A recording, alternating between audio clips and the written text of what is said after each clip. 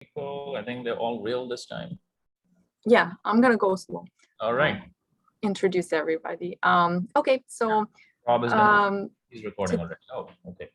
What? Oh, okay. Hi. Good morning, everybody. I'm Natalia. As you know, I'm gonna discuss the EBC Main study on today's journal club. Can you hear me well? Yes. I can. Okay, so the EBC Main study came from the European Bifurcation Club, and I love that there is a bifurcation club in Europe that's they're dedicated to treating bifurcations, and they wanted to study the left main coronary stenting in a randomized manner, where they compare the stepwise provisional stenting versus systemic dual stenting strategies. And I'm going to give you a little bit of background on that. I'm just going to start with a brief reminder for the fellows about the Medina classification for the bifurcations, where we assign 3 numbers to the bifurcation. The first number tells us how tight is the proximal main branch, and it can have a number 0 or 1. 0 is less than 50% stenosis, 1 is more. The second number reflects the distal main branch, and the third number reflects the side branch lesion. And so we can have any one of these 7 versions where we have a true bifurcation lesion, which is a Medina 111, where there is proximal distal main vessel and side branch lesions, or we can have any other combination of having 2 or just 1 vessel obstructed. So there is a general approach to bifurcation in a simplified way, I think is put like this. Whenever we're trying to treat a bifurcation, there are a couple of considerations. The first one is how important is the side branch and does it need to be preserved? And what that really depends on is the size of the side branch and the myocardium we think it supplies and how likely it is to cause symptoms of ischemia.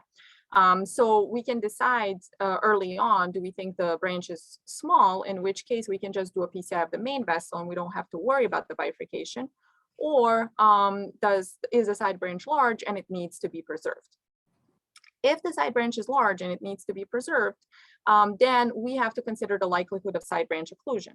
And that likelihood can be low if there's no significant disease in the side branch. And in that case, a provisional stenting strategy is the most appropriate. Or the occlusion likelihood of side branch occlusion can be high, in which case often a planned 2-stent strategy is recommended, or in this trial, this was called systemic dual stent approach. And this is like a simplified version. There's obviously many considerations, but having this in mind, I'm gonna show you some prior trial evidence in general that pertains to treating bifurcations, not left main bifurcations, but just generally bifurcations. So one of the first studies to come out to compare different strategies to treat bifurcations was the Nordic bifurcation study that came out in 2006. And that study randomized 413 patients, and the patients either got only main vessel stenting or they got main vessel plus side branch stenting. And what technique was going to be used for the side branch was dependent on the operator, but about 50% had a crush technique, 21% had collot, and 29% had another technique, which was mostly destenting. And they did angiographic follow-up at 8 months. And you can see on the right-hand side, this is their MACE, cumulative MACE. Now, MACE at that point, you can see that it was low at 6 months, somewhere around 3%. And the reason for that is the definition of MACE in this particular study, which was cardiac death, MI, target vessel revascularization, stent thrombosis. So the way MI was identified was different than what we do now with a high sensitivity troponin, so the rates were low. But you can see that there is at 6 months no significant difference between doing just provisional stenting versus side branch stenting. So then after that, there was a comparison between routine versus provisional T-stenting. So and this is a Czech study which had a different endpoint. It was interesting because it randomized 202 patients to get either main vessel stent plus a KISS in the side branch, or main vessel plus side branch stent. And they did 9-month angiographic follow-up, and unlike most studies that look at MACE, their primary endpoint was actually percent diameter stenosis at the side branch. And you can see here that, the majority of vessels would have under 50% stenosis.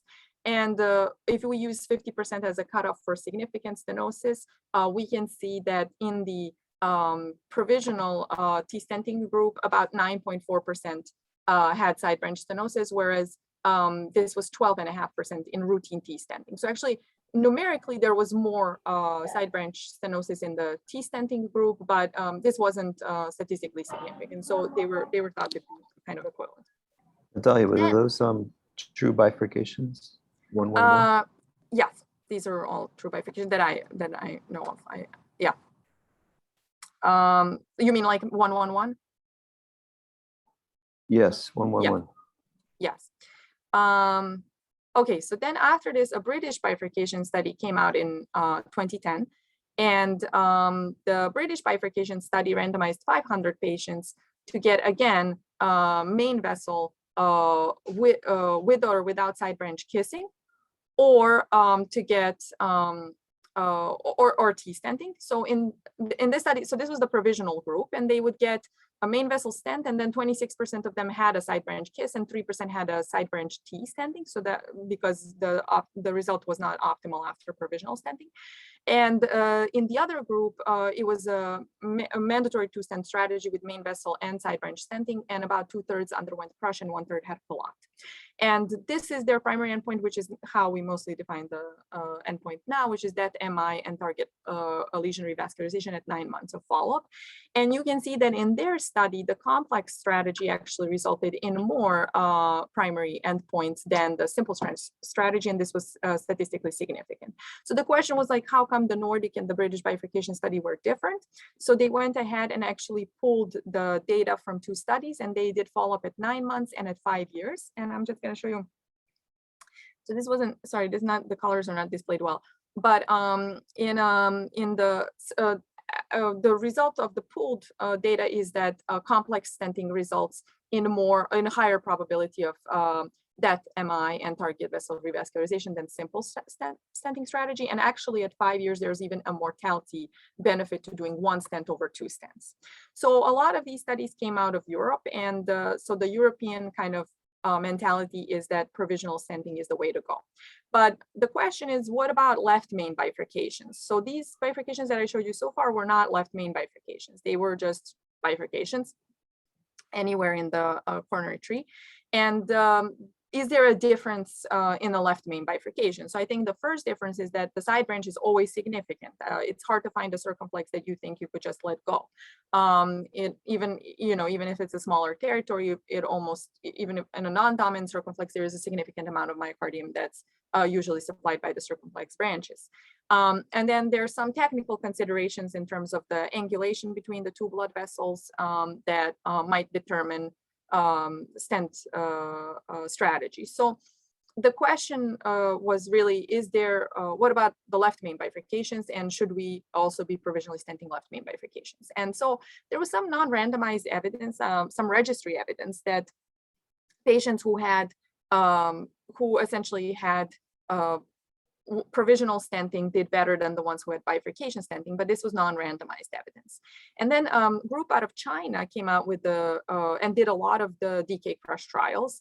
So they had like DK crush 3, 5, several DK crush trials where they examined the DK crush technique and compared to other techniques. So I'm just going to mention the DK crush 3, and I'll show you the results in the end.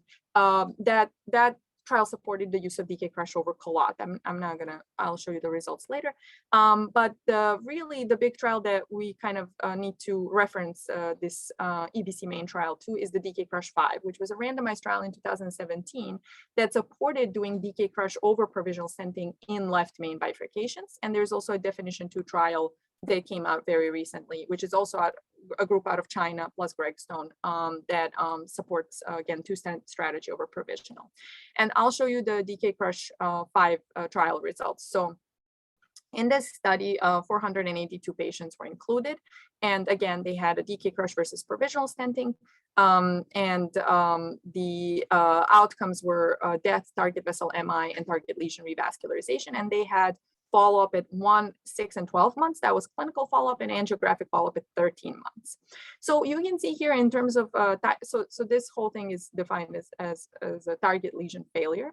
And you can see that the red line is a provisional stenting, and the blue line is DK crush. And there were significantly more events in the trial arm that got the provisional stenting. Now, if you look at the curves, you notice that at 12 months, there's a sudden jump on both ends. And that's because they did clinical follow-up at 12 months. And if patients were reporting symptoms that triggered further evaluation. So some of them got the angiogram kind of prematurely. A lot of them had intervention in both groups, but more so in the provisional stenting group, which really drove up this number to 10% versus 5%. But keep in mind these numbers because you'll see later what the rates are for the primary outcomes in EBC Main. And then definition 2, very similar trial, 653 patients. They had complex lesions, and again, they examined two-stent versus provisional strategy, and they show you here that target lesion revascularization and target vessel MI, which when put together represent target lesion failure, or significantly more prevalent than provisional versus a two-stent strategy. In this trial, there was some clot. It was 18% clot, but 78% were DK crushes. And this came out fairly recently, like during last year in European Heart Journal.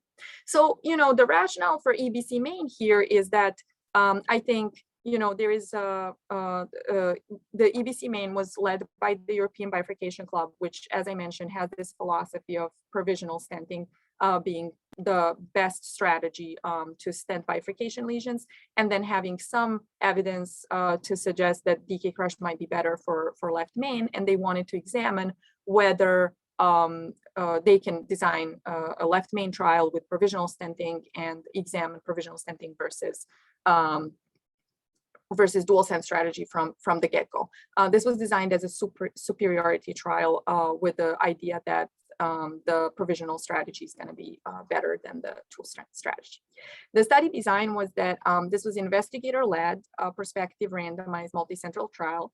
It was run through European Bifurcation Club in 11 European countries. I have to say Serbia was included too and recruited patients. And it was done with the support of an educational grant from Medtronic. The inclusion criteria were, so patients had to have true unprotected left main disease, so prior CABG was not included. They had to have true bifurcation, which was Medina 111 or 011, where both the main vessel and the side vessel had to be more than 50% narrowed. And then the reference diameter, so they chose big vessels. So if the side branch was less than 275 millimeters, it was not included. And then the patient had to have some sort of ischemic presentation, either symptoms or positive FFR or left main area documented on IVUS to be under 6 millimeters squared. And they also had to have less than 2 additional coronary lesions. And of course, whenever we're considering left main bifurcation disease, there's always the question of should the patient actually get CABG for revascularization. We can discuss that kind of later. The exclusion criteria were STEMIs, cardiogenic shocks, CTO of either one of the vessels, having a left main trifurcation where there's a large ramus that's bigger than 275 millimeters. Also very big left mains where there's a significant mismatch between the left main diameter and the the main branch, like let's say LAD diameter, such that a single stent might not be able to be expanded to this size. And then of course life expectancy under 12 months. So Natalia, I'm the DK crush 5, it looks like these are some of the key differences in the population. Yes. In DK crush 5, they do not have any of the sizing parameter for inclusion. And they're also 011 and 111, just like EBC Main, it looks like. But DK crush, I was just trying to see if they excluded any atherectomy, but looks like EBC Main did not. So that may be something to think about the population as well. Yes. And it looks like the syntax scores of DK Crush 5 though were much higher than Much higher, EBC yes. Main. I'm sure you'll go into that later, but there were some of Yeah. the key differences in the population. Yes, I'll show at the very end, I'll show the kind of the comparison between the two studies Okay, and great. how they were That's different. useful. Thanks. Yeah. So in terms of the PCI rules in this particular case, everybody had a CCSA angina scale and angina index. Angina index is the number, essentially the number of anti-anginals they're on. It could be from 1 to 5 or 0 to 5. For each point is given for a beta blocker, calcium channel blocker, long-acting nitrate, oral nitroglycerin, or nicorandil, or some other anti-anginal gets a 1 point. Everybody had a baseline troponin and CK, and they were preloaded with DAP more than 3 hours before the procedure. The heparin usage was 70 units per kilogram of heparin, ACT more than 250. And then the use of IVUS, OCT, or GP2B3A was operator dependent, and that's actually that was actually true for the DK Crush 5 as well. The stent used was Onyx stent because this was supported by Medtronic, so it was their grant and their stent. And then post-procedure, troponin and CK were measured at 6 and 24 hours, and patients had minimum of 6 months of depth. So I'm just going to show procedure-wise, I want to explain how they did one and the other, and I think this is a good reminder for bifurcation stenting for me and for the co-fellows. So essentially for the stepwise provisional stenting, the idea was that you start by wiring both blood vessels and you prepare the main blood vessel. The side branch vessel pre-dilatation was discouraged because it was thought to be potentially risk dissections and having to immediately transition to a two-stent strategy. And then after the pre-dilatation of the main vessel is done, then a stent is placed in the main vessel and the side branch wire is jailed. And then very importantly, they insisted on the, in this case, left main pot, proximal optimization. So because their thought was that, there's usually a step down. If you have a left main going into the LAD, there's usually a significant step down. So once you deploy a stent in the LAD, which is sized to the distal reference vessel, which is the LAD itself, then that stent is going to be small in the left main. And they've also shown that if you try to rewire when you haven't done a pot, there is a risk of you going behind stent struts and ultimately crushing your stent when you try to kiss. So essentially a left main pot was a mandatory step and it was done in 85% of the cases. And then they would rewire the side branch through a distal strut. And I want to discuss this like rewiring strategy, why it has to be through the distal strut. So essentially, if you think about this is your main vessel and this is your side branch, and again, this main vessel and side branch. So if you cross through a proximal strut and you do a kissing inflation here, you're going to distort the struts and you will essentially crush this metal against the carina here, and you won't have coverage of the carina on this side. Whereas if you cross through a distal strut, you're essentially just with the balloon, you're just going to open the struts going into the side branch, and you're going to give more scaffolding to the ostium of the side branch and kind of more support and more drug present.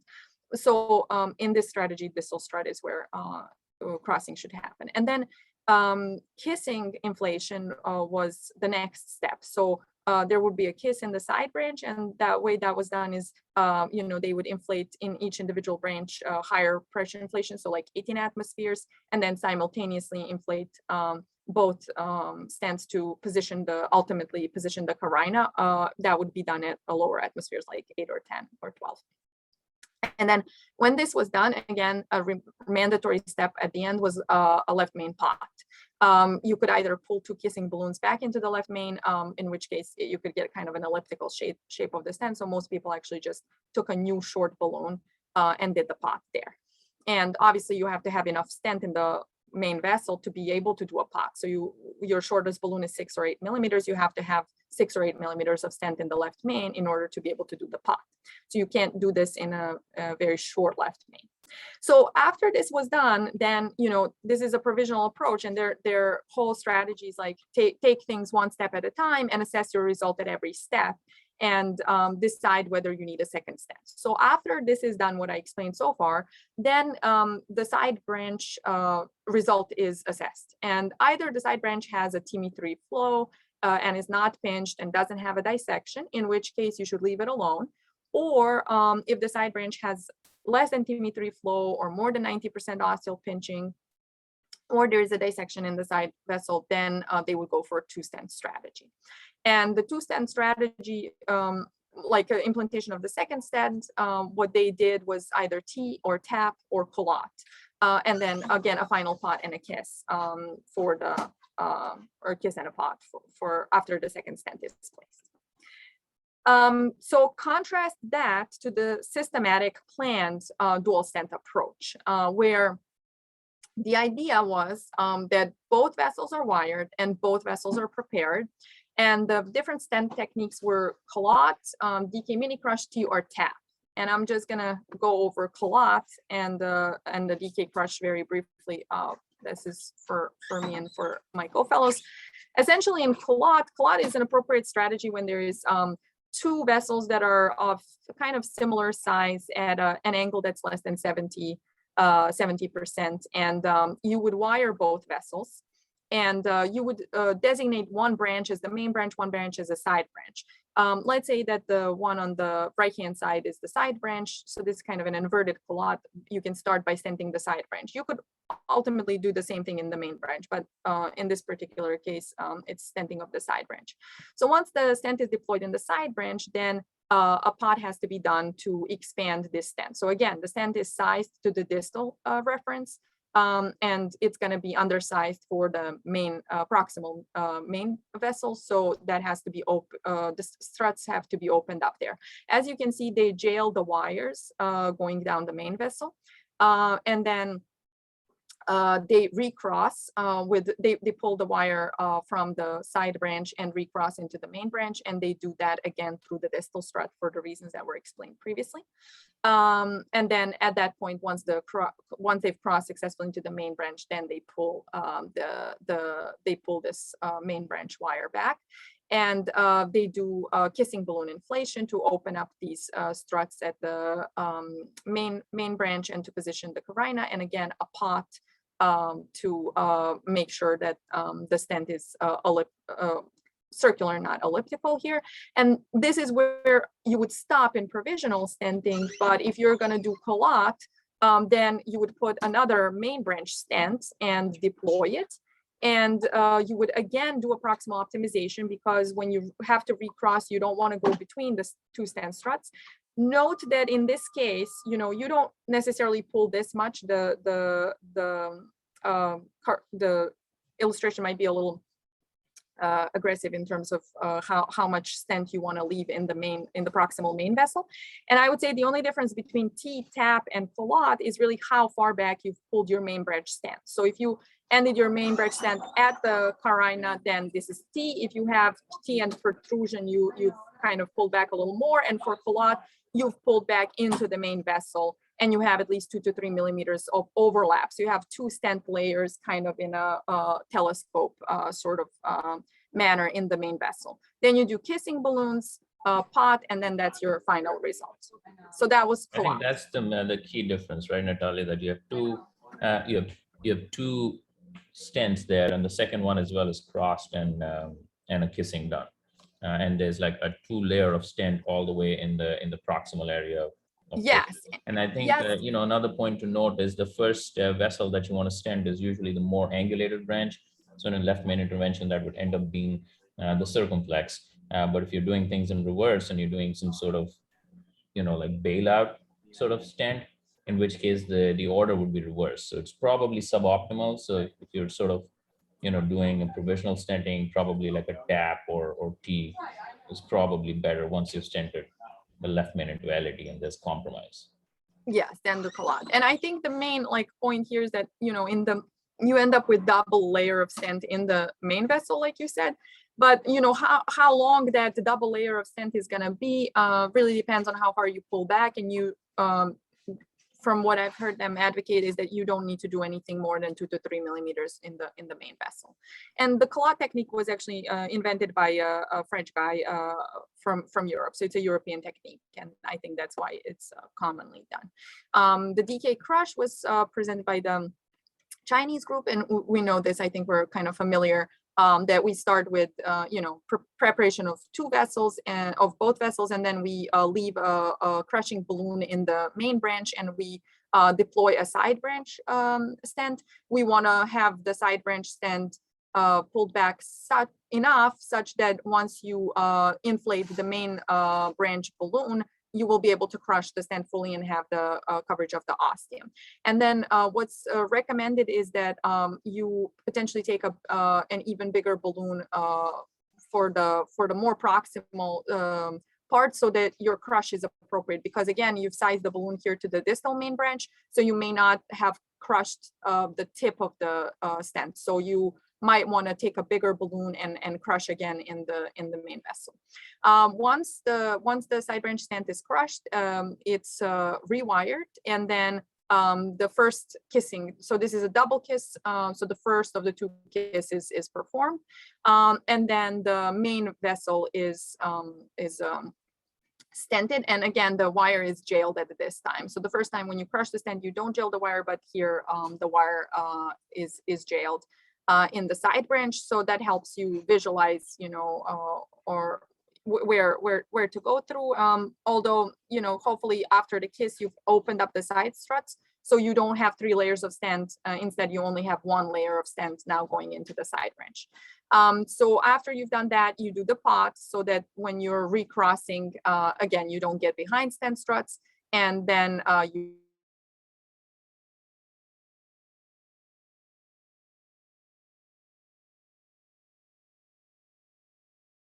in the DK crush, the difference compared to the other strategies is that you want to recross proximally, and here's the reason why.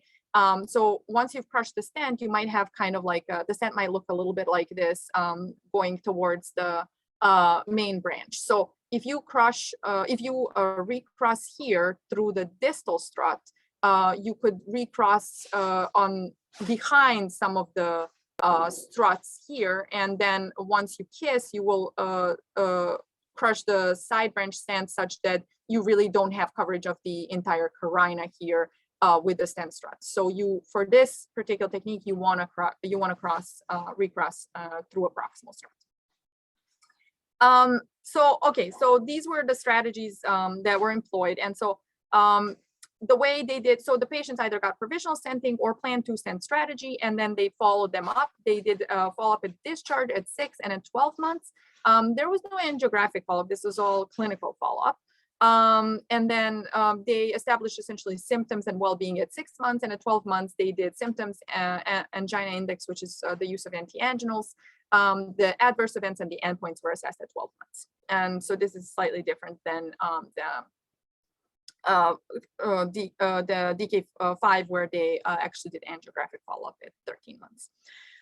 The primary endpoint was a composite of all-cause death, MI, and target lesion revascularization at 12 months. And then the secondary endpoints were these individually, so death individually, MI, or target lesion revascularization.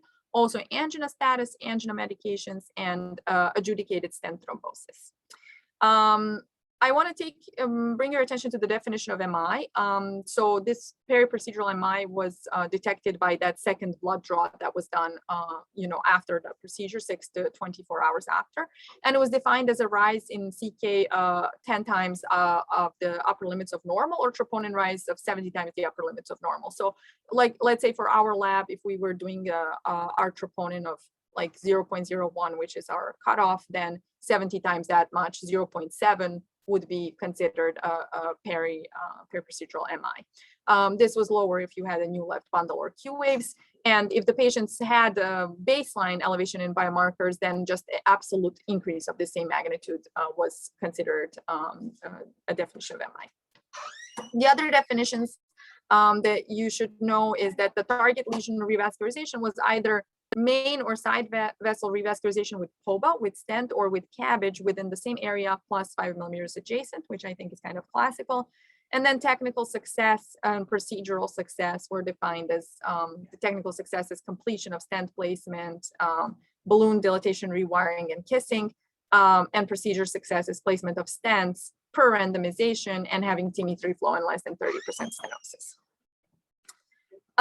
So the statistical analysis performed, so I just want to discuss how they calculated the sample size that they would need for this study. So they were thinking that the primary endpoint was going to be present in 14% of the provisional and 25% of the dual stent strategy. And that was based on some of the prior studies. But as you can see, it's a pretty high rate of a primary endpoint that they were anticipating. And using a power of 80, this would require 400 patients for randomization. And if 10% were lost to follow-up, then the plan was, they calculated they should randomize 450 patients. They did one interim analysis that would enable them to stop the study prematurely if it turned out to be that one strategy was way better than the other. Sorry. So these are the results. So, sorry.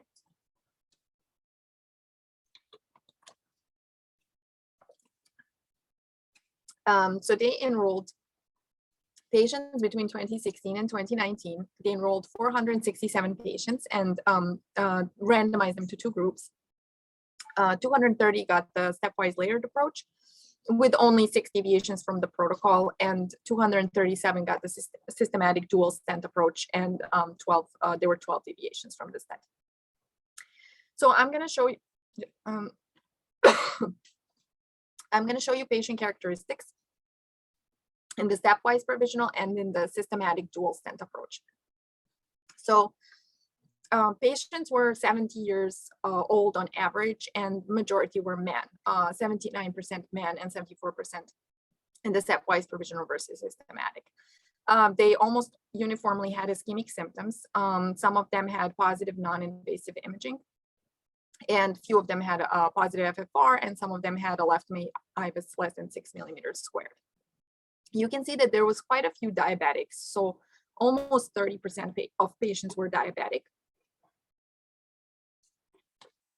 And I thought this was interesting because I feel like often or almost all the time when we have diabetics with left main disease here, we tend to refer them for surgical revascularization, but they were able to include 30% of them in the trial.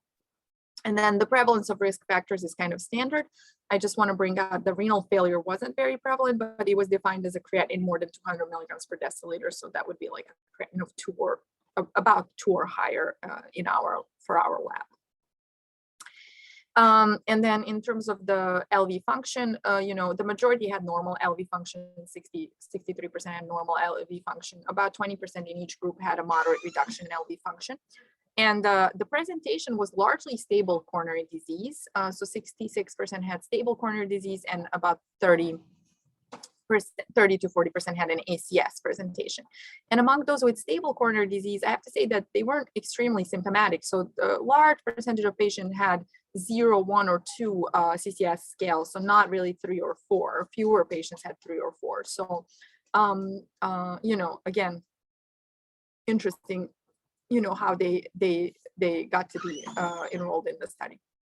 In terms of the syntax score, there is the average syntax was 22 or 23 in the provisional versus dual stent. And like Kartik pointed out earlier, this is different than the syntax score that was included in the DK Crush 5, where their average syntax was actually in the 30s. It was 31 or 32. I'm going to show you that later. And then you can see that 90% were 1-1-1 bifurcation lesions, and 10% were 0-1-1. And then in terms of some procedural aspects that would be interesting. So about 30% had femoral and 70% had radial approach. A majority was done through a 6 French guide, although about 30% in each group had a 7 French guide or bigger. In terms of antiplatelets, almost everybody was an aspirin, and Plavix was the main antiplatelet, followed by ticagrelor. The use of prasugrel was low. Similarly, the use of GP2B3A and bivalirudin was also low. And then in terms of what they designated to be the main vessel or the side vessel, the LEB was designated to be the main vessel in 77%, and the circumflex in the 23% of patients. So in terms of, you can see some of the characteristics of the procedure. So, majority of patients had preparation of the main vessel. The side vessel was prepared in 49% of patients who had provisional strategy versus 83. Even though it was discouraged, it was still quite often.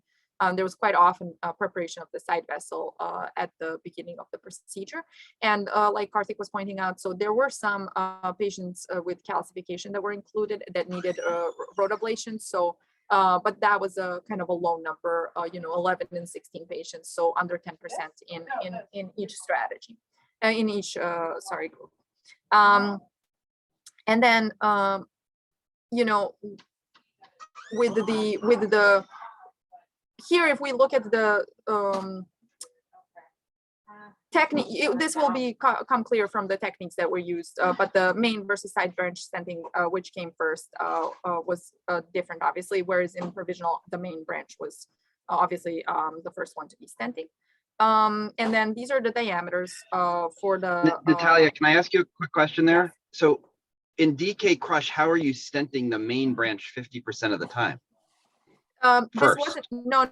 So this wasn't, so that's the point. So you will see, just give me 1 second. We'll go to the next slide. So okay. Actually here at the bottom, you see why. So they did not, so only 5% was DK crush in this study. And actually 53% was clot. And and 32% was tear tap. So I would say that, this was not like the DK crush 5 study where they compared DK crush versus provisional. I would say that this mostly compared clot or tap with provisional, and that's a really big point of consideration. And then these are some other procedural characteristics. Like you said, the DK crush technique, it's really been popularized by the Chinese group, and all their trials they use DK crush versus QLOT, DK crush versus provisional. They do not do the other things. So this is a constellation of techniques of any sort of two-stent strategy. You could do mini crush, you could do anything. Right. And then I want to say that, after the first stent, the majority of vessels had TIMI3 flow. And then, the kissing inflation was done in 89% of the provisional stenting strategy. And then about 26% of patients needed further intervention to the side branch, and 22 got another stent. So about 22% of the total provisional stenting needed a second stent. And those were done, again, half of them with clot and half of them with tap. And in terms of the reason why they needed a second stent, half of the times it was a dissection and half the times it was a residual stenosis. So I'm not going to go into detail on this table. It's just a very large table that shows that essentially, if you go for systematic dual stent strategy, you're going to use more guide wires, more balloons. You're going to end up deploying more stents and so forth. I want to show you the IVUS usage, which I thought was kind of surprisingly low. So imaging to guide this kind of procedure was used if we put together the IVUS and the OCT in about 40% of cases. And I will say that was the same case with the DK Crush 5, but I was just surprised that people didn't feel the need to, maybe because I'm so dependent on IVUS, but especially for a left main stent to stent without IVUS or OCT was kind of interesting to me. I mean, it's not that you're dependent. That's what the data shows, that you get your best outcomes with imaging and left main stenting. So I agree, it's very surprising. Yeah, and I have to say, like, it's not different than the DK Crush 5. So I'm both of those are, I would say, are surprising. And then if you go for the systematic dual stent strategy, you're gonna use a little more radiation, more contrast, or sorry, the same contrast, but the procedure is going to be slightly longer. There's going to be more fluoroscopy time and more X-ray doses. And then in terms of complications, so the immediate complications were similar. There was about 2 deaths in both groups, 11 MIs, and then only 1 stent thrombosis in the provisional group. And then there were other complications, so not particularly complicated. And so this is really the main slide, this and the next one. So these are the trial endpoints, and the primary endpoint, which we said was death, MI, or target lesion revascularization at 12 months, happened in 14.7% of the stepwise provisional patients and 17.7% in the systematic dual stent. And this is, there is no difference here. It's, even though numerically the systematic dual stent approach had a higher number of primary endpoints, this wasn't statistically significant. There is a hazard ratio of 0.8, but with a big confidence interval. And so I think, we'll discuss why this is, but you can see that, they did anticipate about 14% of events in the stepwise provisional, which happened, but they anticipated 25% of events in the systematic dual stent strategy, which was not the case. And so because of a lower number of events, the study ended up actually being underpowered to detect a difference. And, this is 1 year follow-up, but we'll obviously wait to see their data come out for the future. In terms of secondary endpoints, there's again, no difference in MI, periprocedural subsequent MI, death, target lesion revascularization, or stent thrombosis. And overall, there was a few stent thrombosis, 1.7 and 1.3% at 1 year follow-up. And then again, you can see here just the Kaplan-Meier curve, where the stepwise provisional approach is on the top and the systematic dual is on the bottom with more events, but again, not statistically significant. And summarized in this graph, numerically higher rate of death, MI, and revascularization, but again, not statistically significant. So, and then just very briefly, the symptom status obviously improved in both categories significantly compared to 1 year prior, and same goes for the angina index.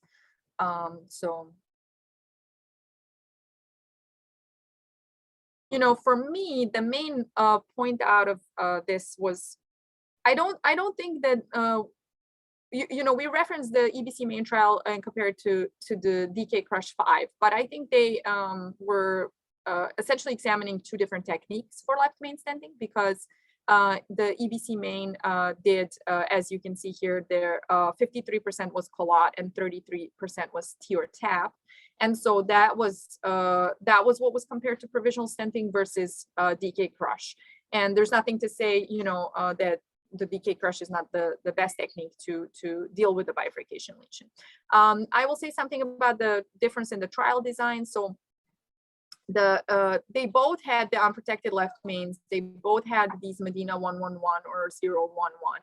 I think there's obviously some intrinsic bias in both studies because, the EBC Main was done in Europe. And like I said, the major philosophy of the European Bifurcation Club is that a provisional stenting strategy is the way to go.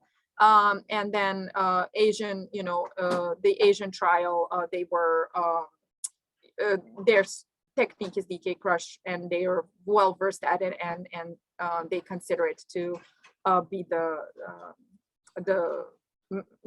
and they couldn't be blinded in the study as to what the patients had. So potentially there was more revascularization in the provisional stenting because they knew that there was a small, tightly knit group of sites for the DK Crush series of trials, and all of them have been done in the same sites with these folks have been doing a lot of DK Crush routine. Yes, so that's another thing. So the operator experience, the EBC Main, the operators had to have done more than 150 PCIs a year, whereas in DK Crush, they had to have more than 300 PCIs a year. They had to have more than 20 left main stents in the last year. And also they underwent training before they had to have done 3 to 5 DK Crushes that were adjudicated to be technically correct before they were allowed to enroll patients. So they would demonstrate the knowledge of the technique.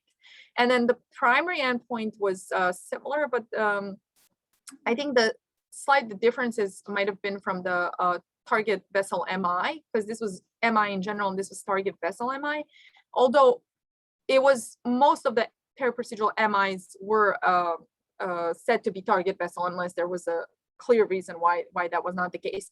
But you can see that the rates of the primary endpoint were significantly higher in the EBC Main trial for both provisional and dual stent versus these rates of 10 and 5% in the DK crush, which were pretty low actually. And then we discussed the complexity of the lesions and said that, you know, the syntax, the mean syntax was 23 in the EBC Main and 31 in DK crush 5, which suggests that they had more complex disease, which then makes this target lesion failure, lower target lesion failure result even more surprising. And then, you know, you can see some of that complexity came from a long disease in the side branch.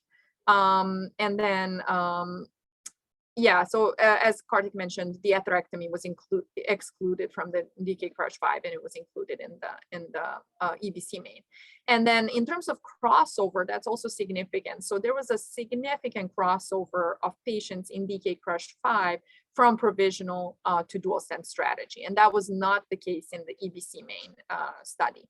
And so that might kind of suboptimal bailout might influence the higher rate of target lesion failure in the DK crush 5. Again, IVUS use, as said, or imaging use at 40%. And then they were discussing some technical aspects, how they were different. But you know, the final thought is performed.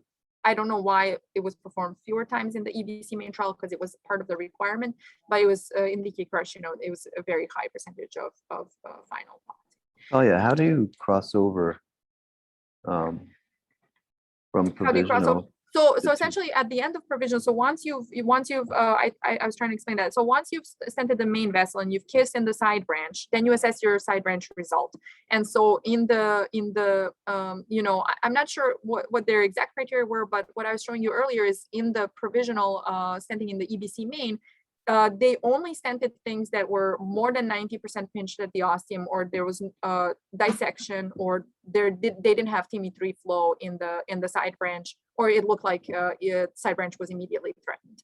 So they were pretty, how should I say, they were pretty strict, or they would allow for a lot of like just focal osteal pinching at the side branch that was less than 90% was not further treated with the stent in the EBC Main. And I'm not exactly sure. I think similar criteria were in DK crush 5, but I would have to look into that. I'm not sure. Natalia, can I ask you a question? Yeah. You know, in my view, bifurcation lesions are very different, and a lot depends on really what your culprit lesion is, right? You can have a 70%, LAD or left main, and then a 99% circ, and one is clearly your culprit. And even even our PCAF PCI registry, right? We capture what the culprit lesion is versus the non-culprit. In any of these, was that discussed, whether there is sort of differences? I'm always hesitant, for example, to do DK crush and put those 3 layers of stent in what is the culprit vessel. Whereas if it's not, I tend not to. And I missed the beginning of your talk, so I apologize if that was no. So I'm just gonna say, this was at the operator discretion to decide which vessel was main vessel and which vessel was a side branch. But that's in terms of the largest vessel, not in terms of the culprit lesion, right? We often see, you'll see a circumflex that has like a huge amount of thrombus, all sorts of stuff, and the disease extends back into the proximal LAD, but it's clear the rupture was in the circ, right? So doing a provisional in that setting or other things versus a 2-stent strategy would seem you can't randomize. It would be hard to do that. Whereas if you have a 70% lesion in your circ, and it's going to be different.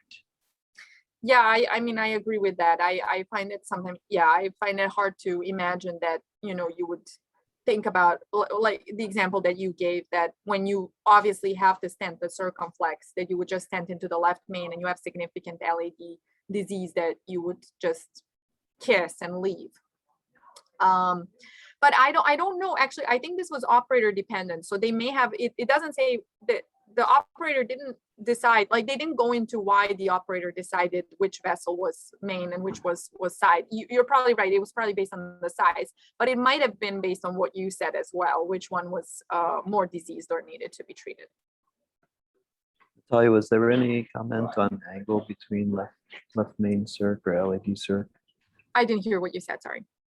Was there any data on the angle of the bifurcation? Yeah, the bifurcation angle was 80% on average here. So angle between LAD and thank you. circ was 80% on average. Got it. All right, thanks. It's pretty angulated. So I mean, I think for me, really, like I think this trial doesn't, you know, help me decide whether to do a DK crush in the left main or to do a provisional stent, because it only tells me that I probably don't have to do collot or tap. That if I'm thinking of doing collot or tap, I'm just as good as doing provisional. Or better. It's going to be a simpler procedure. I'm going to use less things and less equipment, and then we'll see, you know, if in 5 years this difference between numerical difference is going to turn out to be worse for collot and tap. But it doesn't tell me whether or not to do provisional versus DK crush, and I still think the only trial that answers that is DK crush 5. And I have to say that, you know, DK crush 3 showed that DK crush was better than collot. So they compared DK crush and collot, and they had more MACE in the collot group, significantly more MACE, and that was kind of at a pretty high percentage. So almost like practically 17%, which is what is seen in this trial, whereas in the DK they had only about 7 or 8% in the DK crush 3. And so I think still the evidence is for DK crush would be my kind of take on this. I want to know what you guys think. Hey, Natalia, did you show the size of the left main, or I missed that? Difference Hold on one size. second. Yeah, 1 second. Where is it? Here. So it's not, there is no size of the left main. There's just size on the LAD. That are the stents that were put in, well, the main vessel, whichever one that is, that was designated to be the main vessel. Sometimes it was the LAD, sometimes it was the circumflex. The left main, the only thing I can tell you is that what I told you at the beginning is that the big left mains with more than 5.75 millimeter reference were excluded. So they were less than that. I don't know how much, but less.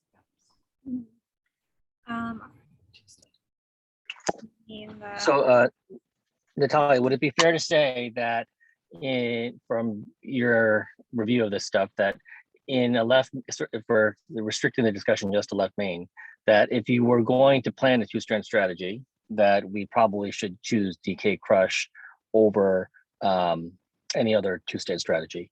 Yeah. And if you were going to do provisional stenting, what would be your choice of bailout for your second stent, right? Would it be T-tap, possibly collot, or would it be a reverse crush, right? Where it's an internal crush as opposed to an external crush. Which of those three choices would you choose for your provisional bailout strategy? So I would agree with the first thing that you said. Absolutely, if you're planning a two-stent strategy, it should be DK crush in the left main. I think the data so far supports that. In terms of the bailout, I don't know how to answer that, because I don't know that there's any data comparing those three techniques individually as a bailout strategy. So I think it's just, for now, it's all the angle, right, Natalia? If it's really at a right angle, we can definitely get away with a T or a tap, even if it's a little bit more acute than that. But if they're pretty close together, you had to do something like a reverse crush or something. I would favor doing that over doing a pull-out in those situations. And I think this trial also tells us that, obviously when there's no circ disease, we should have no doubt in just stenting LAD, into left main. But this does show that you could have some tolerance for circ disease and get away with just a left main into LAD stent. I think that this trial shows pretty well. And using tap and T-stent as a bailout is a good strategy. But if off the bat it looks like it's terribly calcified, a big circ with a lot of territory, then maybe you're better off doing a dedicated DK crush. Having said that, often you'll need a atherectomy in those patients, and DK crush did not enroll atherectomy. So there are all these little pockets of questions that remain. But I think overall, I would say if both vessels have significant disease at good size, probably better off doing DK crush. Karthik, why would you say that if it involves atherectomy that you wouldn't do DK crush? Well, I didn't say that I wouldn't do DK crush. I just said that there's a little, you got to understand that they did not enroll these patients. Okay, right, correct. Yeah, they were excluded. You would still right? use the DK crush, yes. I mean, I kind of understand the philosophy of provisional stenting, where you want to try and put as little metal as you can down, because we do know that the more metal you have, the worse the outcomes over time. But I think and that's probably for any other bifurcation is probably the preferred strategy, but it becomes, I think, difficult when it's the left main. And I think this question is, the jury is still out, but the DK crush for me still is a better strategy based on what I've reviewed for the general public.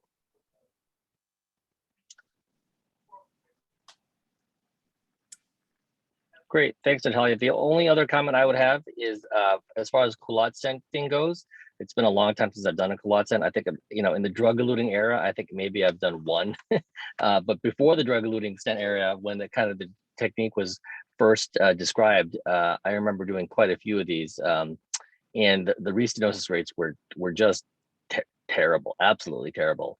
And I think the only time that I would consider culotting was really if you felt that the diameters of the parent and both side branches were about the same. So really that restricts you to, it's almost always just the circ that you end up doing that, right? You got an AV groove circ that maybe 3.0, and you got a huge marginal that's 3.0, and then the distal AV groove circ you think is also 3.0. So if you think all three of the branches are maybe of the same size, maybe you could culotte it, but other than that, my recollection from the technique was that the restenosis rates were just horrible. Yeah, and I just want to add to your, so I think the point of the the Europeans who've created and used the culotte most is that what people do is they pull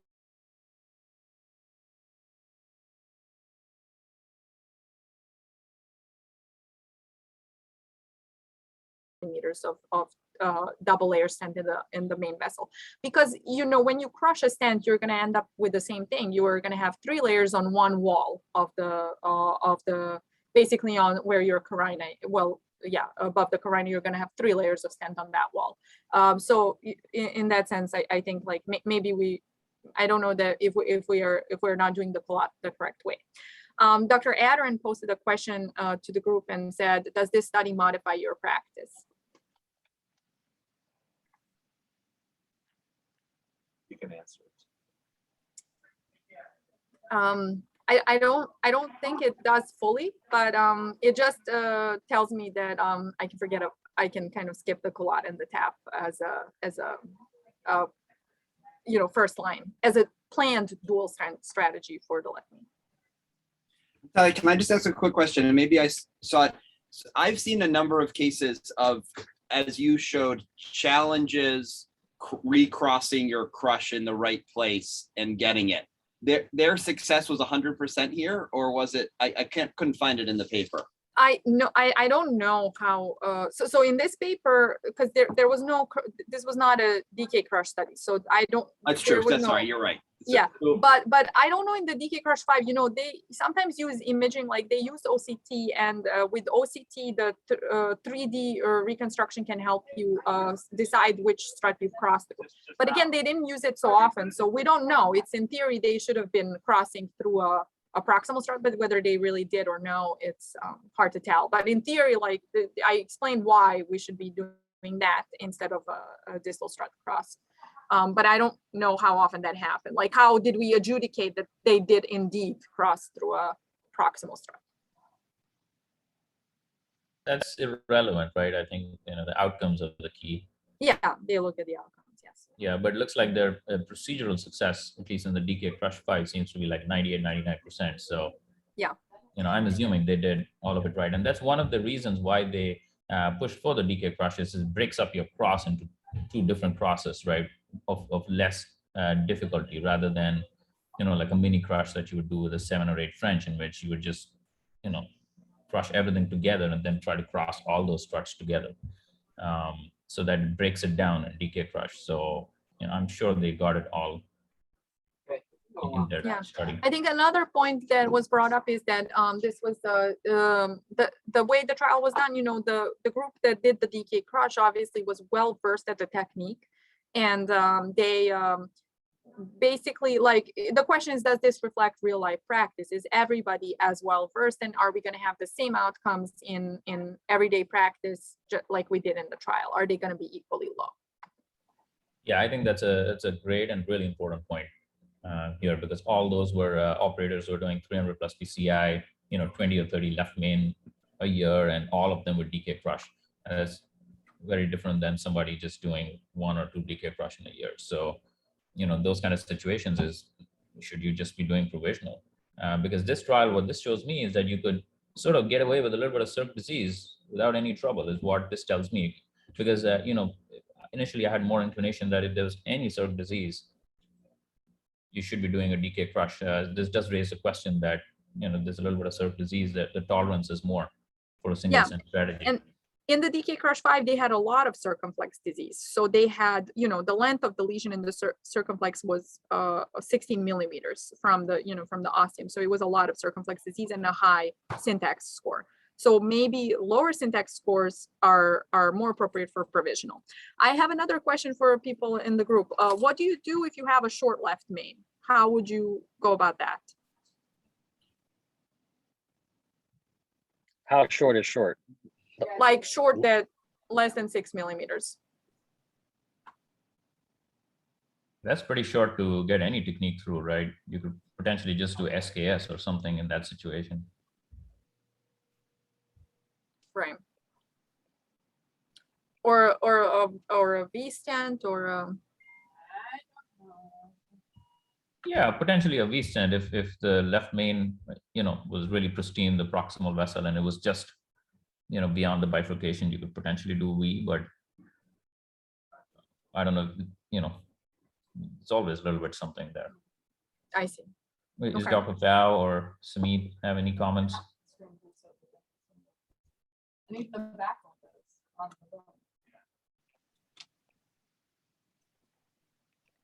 For the really short ones, I would agree. I try to avoid the simultaneous kissing ones, but maybe like a tap would be a reasonable thing.